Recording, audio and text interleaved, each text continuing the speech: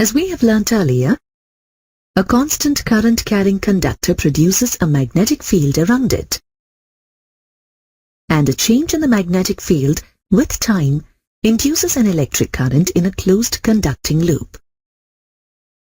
Maxwell showed that a change in the electric current or the electric field with respect to time produces a magnetic field. To calculate the magnetic field produced by the change in the electric current with respect to time using Ampere's law, consider the process of charging a capacitor C by connecting it to a time-dependent current IT. As a first case, consider an imaginary circular loop S1 of radius r, which is outside the capacitor. The plane of the circular loop is perpendicular to the direction of the current in the conductor, and the center of the circular loop coincides with the conductor. The magnetic field due to the current in the conductor at any point on the circular loop is along the circumference of the circular loop. The magnitude of the magnetic field at any point on the circular loop can be calculated by using Ampere's circuital law.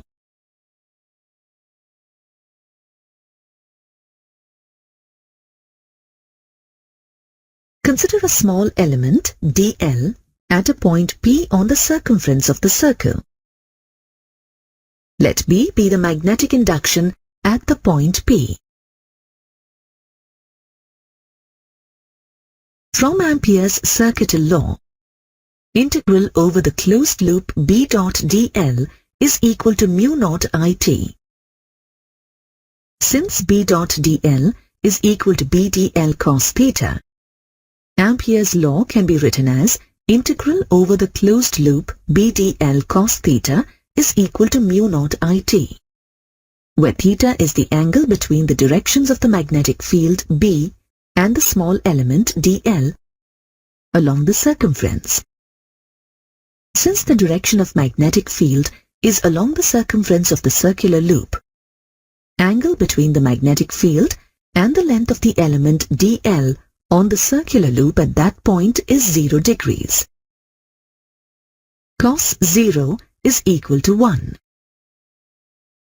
Then, integral over the closed loop B dl is equal to mu naught IT. Let this be equation 1.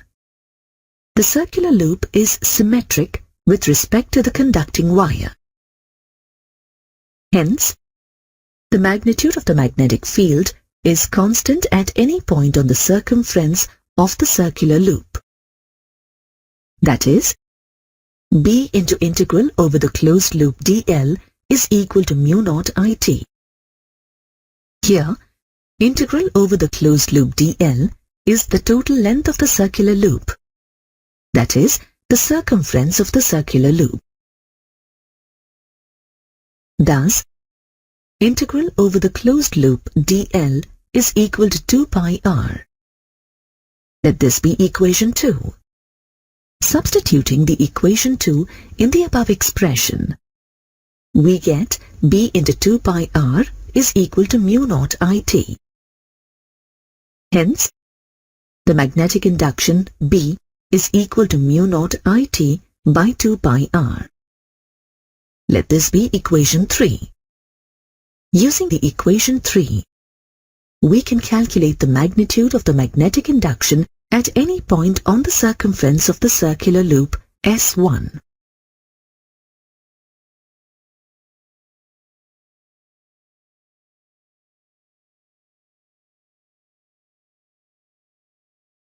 Now, as a second case, consider another surface to calculate the magnitude of the magnetic field at the same point P using Ampere's law. Consider a surface S2 in the shape of a cup such that the bottom surface of the cup lies between the plates of the capacitor and the open surface of the cup coincides with the circular loop taken in the first case. Let the point P be on the open surface of the cup. The surface S2 which is in the shape of a cup, does not touch the conducting wire and the plates of the capacitor. Thus, the current passing through the surface S2 is equal to 0. From Ampere's circuital law, integral over the closed loop B dot dl is equal to mu naught IT. Since the current enclosed by the surface S2 is 0, integral over the closed loop B dot dl is equal to 0. Hence, the magnitude of the magnetic field at point P on the surface S2 is equal to 0. Thus, Ampere's circuital law gives two different results at the same point P. In the first case, the magnetic induction at point P, B is equal to mu naught into IT by 2 pi r. In the second case, the magnetic induction is 0 at the same point, which is a contradiction. This contradiction arises with the use of Ampere's law, which must be missing some term. Then Maxwell suggested that on close observation of the surface S2 between the plates of the capacitor, we can write the missing term in terms of the electric field that passes through the surface S2. This electric field produces some current between the plates of the capacitor. Now, let us calculate the current due to the electric field between the plates of the capacitor. Let A be the area of cross-section of the plates in the parallel plate capacitor. Q be the charge on the plates of the capacitor, and sigma be the surface charge density.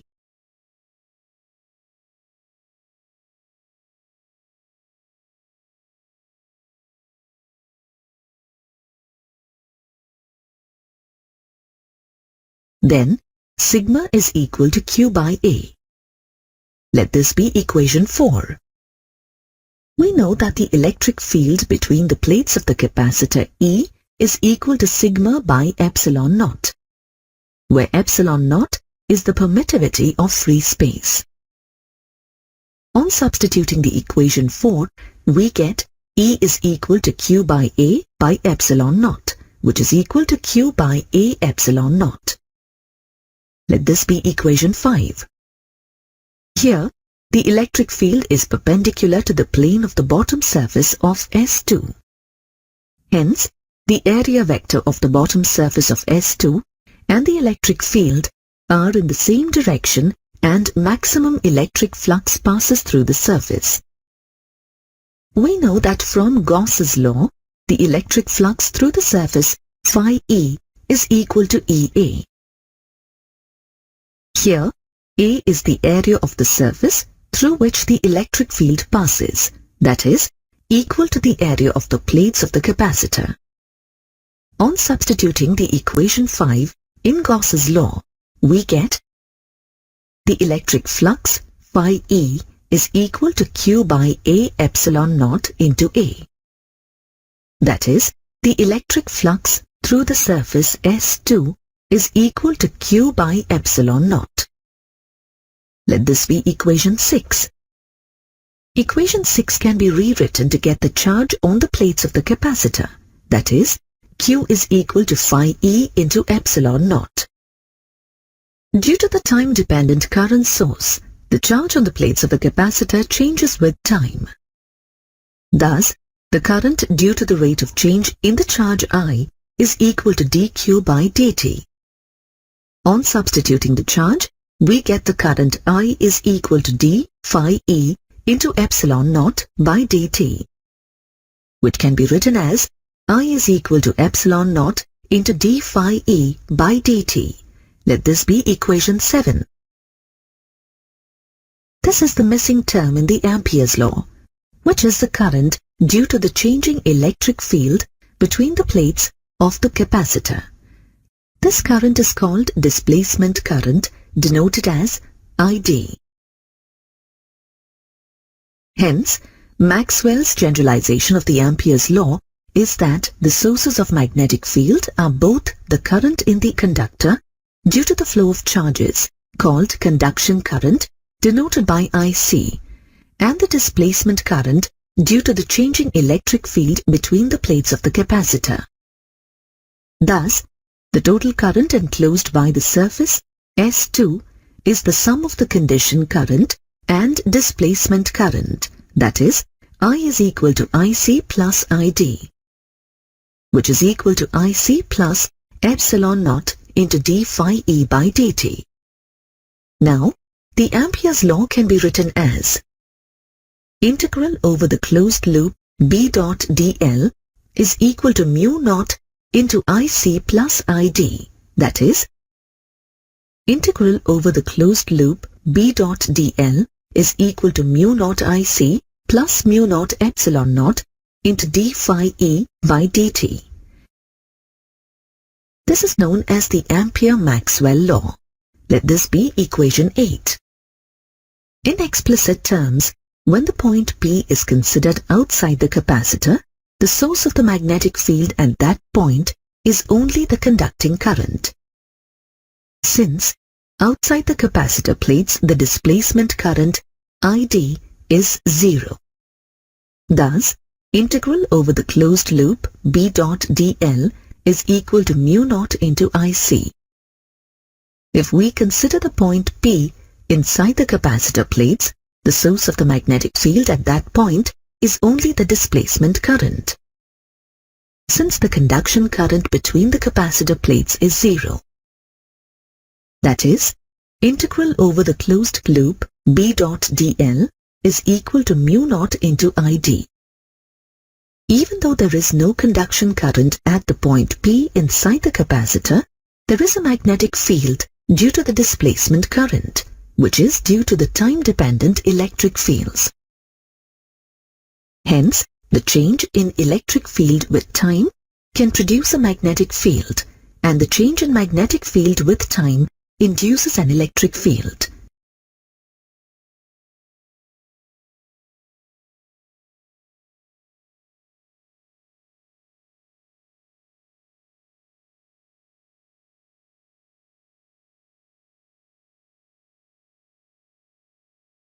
This symmetry explains the existence of electromagnetic waves, which you will learn in another module.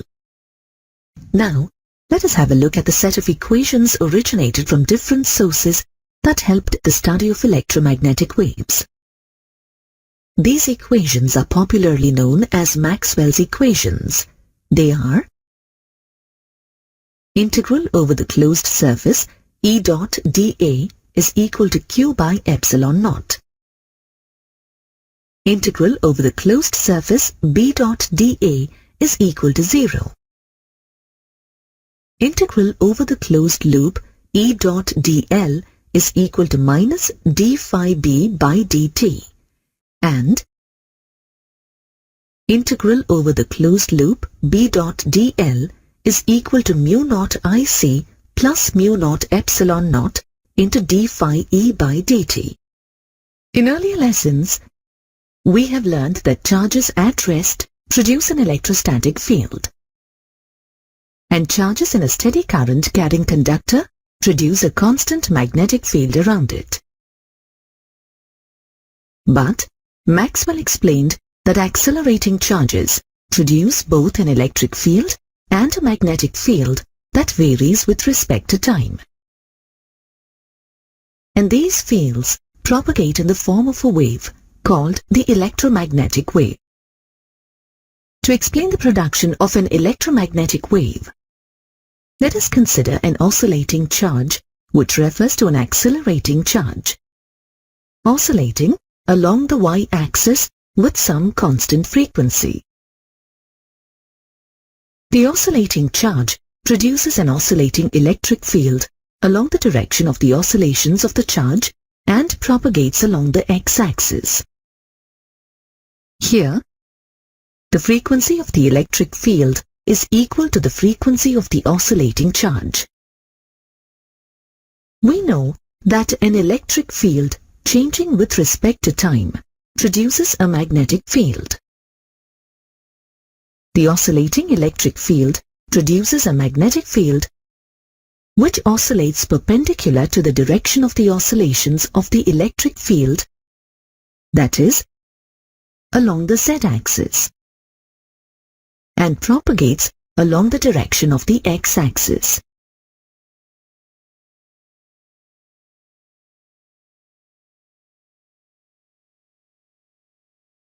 Now, the oscillating magnetic field produces an electric field which is oscillating perpendicular to the direction of the oscillations of the magnetic field and propagates along the x-axis. Thus, the oscillating electric field and the oscillating magnetic field regenerate each other and propagate along the x-axis. This wave is called an electromagnetic wave. Its frequency is equal to the frequency of the oscillating charge. According to the law of conservation of energy, the energy lost by the oscillating charge converts into the energy of the propagating wave. We know that visible light is an electromagnetic wave with frequency in the order of 10 power 14 Hz. Is it possible to produce visible light with an AC circuit in which the current oscillates with a frequency equal to that of visible light? The maximum frequency that can be produced with modern electronic circuits is in the order of 10 power 11 Hz, whereas the frequency of visible light is in the order of 10 power 14 Hz.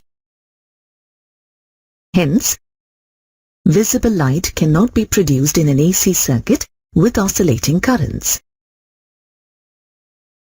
From the above discussion about electromagnetic waves, it is clear that the electric field E and the magnetic field B oscillate perpendicular to each other and perpendicular to the direction of propagation of the wave.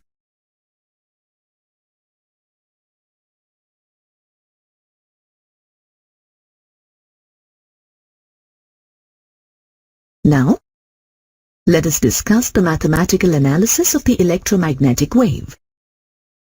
As the wave propagates in the direction of x-axis, the electric and magnetic fields oscillate along the y-axis and z-axis respectively.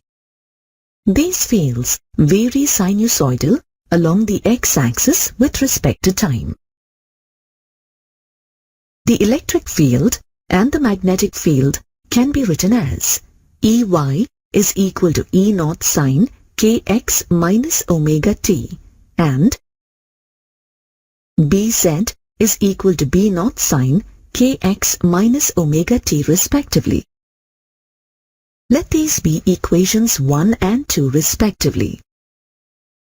Here, E0 is the maximum value or amplitude of the electric field. B0 is the maximum value of amplitude of the magnetic field. And K is the wave number related to the wavelength of the wave lambda. That is, K is equal to 2 pi by lambda. Let this be equation 3. Omega is the angular frequency. It is related to the frequency of the wave by the equation omega is equal to 2 pi nu. Let this be equation 4. On substituting equations 1 and 2 in Maxwell's equations for electric field and magnetic field, we get a relation between omega and K as omega is equal to Kc. Let this be equation 5. Here, c is the velocity of electromagnetic wave that is equal to 1 by square root of mu naught epsilon naught. On substituting the equations 3 and 4 in the equation 5, we get c is equal to nu lambda. From Maxwell's equations, we also get the relation between the maximum values of the electric field and the magnetic field as E0 by B0 is equal to C. That is, the ratio of maximum value of the electric field to maximum value of the magnetic field of an electromagnetic wave is equal to its velocity. We have learnt about the different types of waves. Sound waves in air are longitudinal waves that propagate in the form of compressions and rarefactions. Water waves on the surface of water are transverse waves.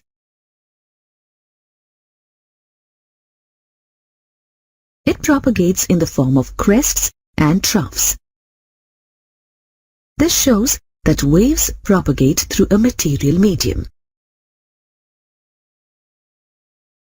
In the early 1800s, scientists believed that there must be a material medium spread throughout the space in which an electromagnetic wave propagates.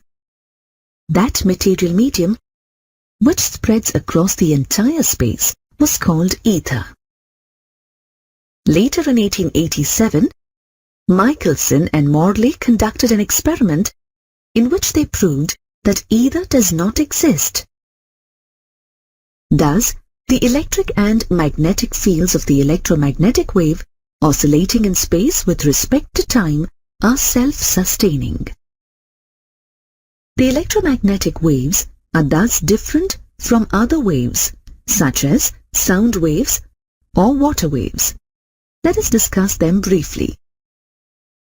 The first important feature of electromagnetic waves is that they can propagate in vacuum.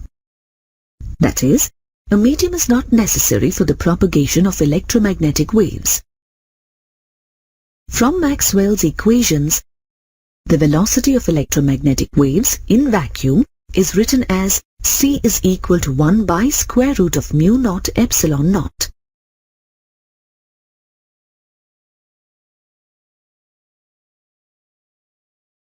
Electromagnetic waves can also propagate in a medium.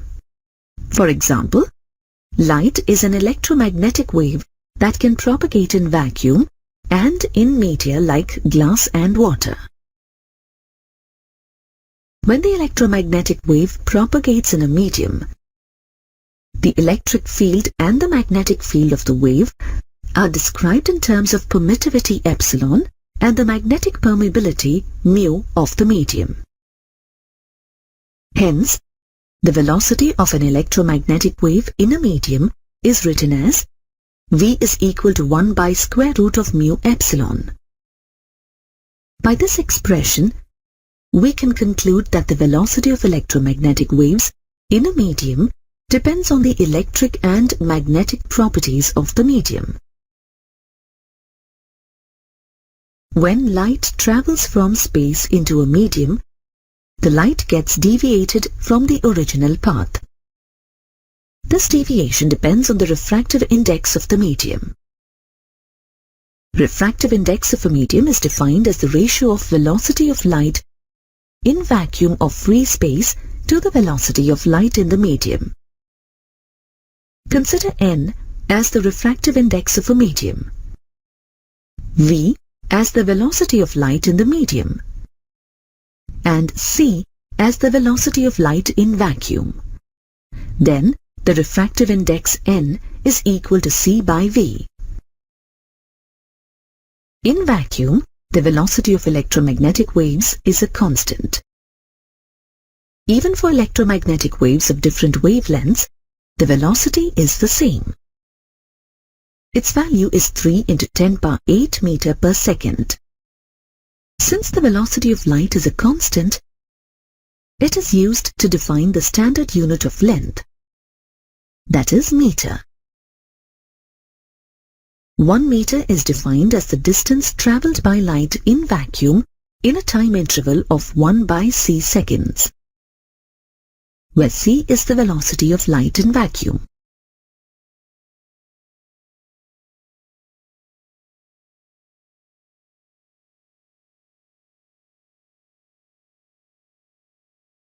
In general, waves carry energy and momentum from one place to another place without the actual motion of the particles of the medium. Similarly, electromagnetic waves also carry energy and momentum. We have learned that the energy density associated with the electric field in free space is written as UE is equal to epsilon naught E square by 2. And the energy density associated with the magnetic field in the free space is written as UB is equal to B square by 2 mu naught. As an electromagnetic wave is a combination of electric and magnetic fields, it carries energy and momentum. This presence of energy and momentum in an electromagnetic wave can be understood by considering some charges in a plane which are perpendicular to the direction of propagation of the electromagnetic wave. The charges are set in motion by the electric and magnetic fields of the electromagnetic wave. Thus, the charges acquire energy and momentum from the electromagnetic waves. Since the electromagnetic wave carries momentum, it exerts pressure called radiation pressure. If U is the energy transferred to a surface by electromagnetic radiation, C is the velocity of the radiation, and P is the momentum exerted by the radiation on the surface, then P is equal to U by C. Here, the momentum P is inversely proportional to the velocity of the radiation C. Since the value of C is very high, the momentum exerted by the electromagnetic radiation is negligible. The radiation pressure exerted by the visible light is determined by calculating the momentum using the formula P is equal to U by C. The radiation pressure of visible light is in the order of 7 × 10⁻⁻⁶ Newton per meter square. Different types of electromagnetic waves that carry energy and momentum are useful in various applications, which we will discuss in the other module. There are different kinds of electromagnetic waves in nature. The arrangement of these electromagnetic waves in accordance with their increasing or decreasing order of frequency or wavelength is called the electromagnetic spectrum. The electromagnetic spectrum broadly contains 7 different kinds of electromagnetic waves. In the increasing order of wavelength, the waves are gamma rays, X-rays, ultraviolet rays, visible light, infrared waves, microwaves, and radio waves. The classification is based on the production or detection of these waves, as otherwise there isn't a sharp distinction between the different kinds of waves. Now, let us briefly discuss the wavelength range, frequency range, production, detection, and uses of all the 7 kinds of electromagnetic waves. First, we shall start with gamma rays, which have the minimum wavelength. In the electromagnetic spectrum, gamma rays have wavelength in the range of 10⁻⁻14 meter to 10⁻⁻10 meter. Frequency range of gamma rays is from 10⁻23 Hz to 10⁻18 Hz, which lies in the upper frequency range of the electromagnetic spectrum. Gamma rays are produced by the radioactive decay of the nucleus. They are detected by photographic films, Geiger tubes, and ionization chambers. They are used in medicine to kill cancer cells. Now, let us move on to X-rays. Wavelength of X-rays is in the range of 10⁻⁻13 meters to 10⁻⁻8 meters.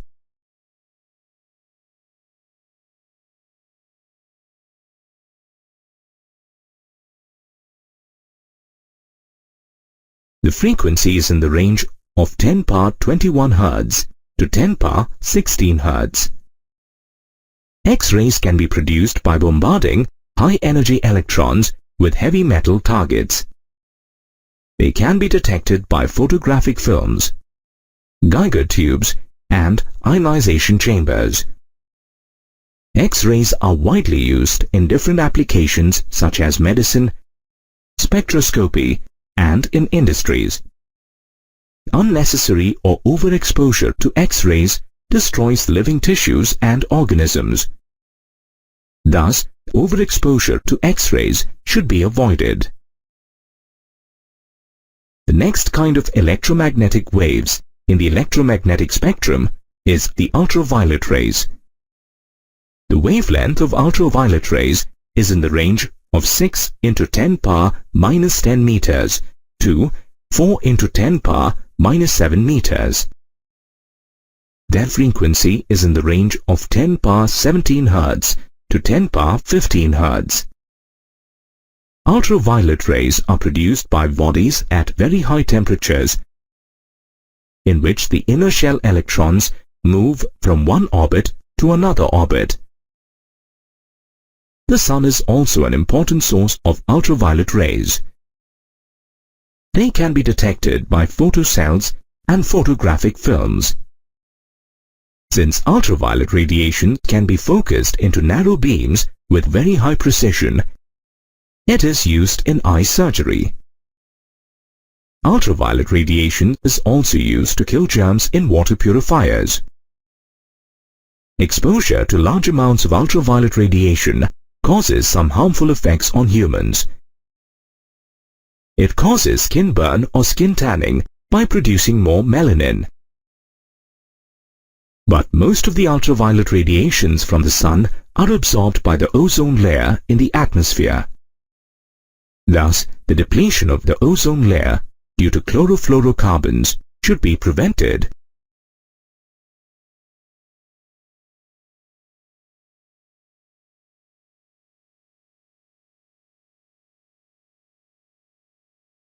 Now, let us discuss the most familiar form of electromagnetic waves, that is, visible light. Wavelength of visible light is in the range of 4 × 10⁻⁻7 meters to 7 × 10⁻⁻7 meters. The frequency of visible light is in the range of 7 × 10⁻14 Hz to 4 × 10⁻14 Hz. Visible light emits from an object when electrons in the atoms of the object move from higher energy levels to lower energy levels. Visible light can be detected by the human eye, photographic films, and photocells. The light emitted from or reflected from an object helps us to view the object. The next kind of electromagnetic wave in the electromagnetic spectrum is the infrared wave. Since the infrared radiation heats up objects and surroundings where it is incident, infrared waves are known as heat waves. Wavelength of infrared waves is in the range of 7 × 10⁻⁻7 meters to 10⁻⁻3 meters. Frequency of infrared waves is in the range of about 10⁻14 Hz to 10⁻11 Hz. Infrared waves are produced by the vibrations of atoms and molecules of hot bodies. These waves can be detected by bolometers, thermopills, and infrared photographic films. Infrared detectors are used in Earth satellites and are also widely used in remote switches and night vision cameras. The visible light absorbed by the Earth's surface is radiated as infrared waves. These infrared rays are tapered by the greenhouse gases such as carbon dioxide, water vapor, ammonium vapor, etc. Thus the gases maintain the average temperature of the Earth. This is referred to as the greenhouse effect.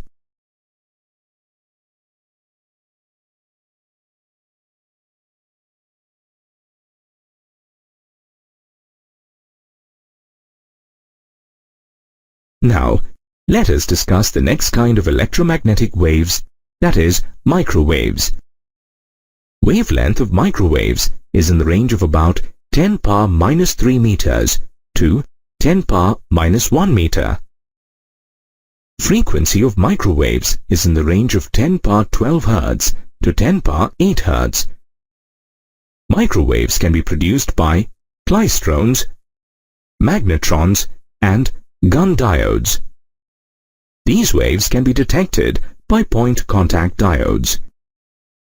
These waves are used in radar systems, speed guns, and micro-ovens.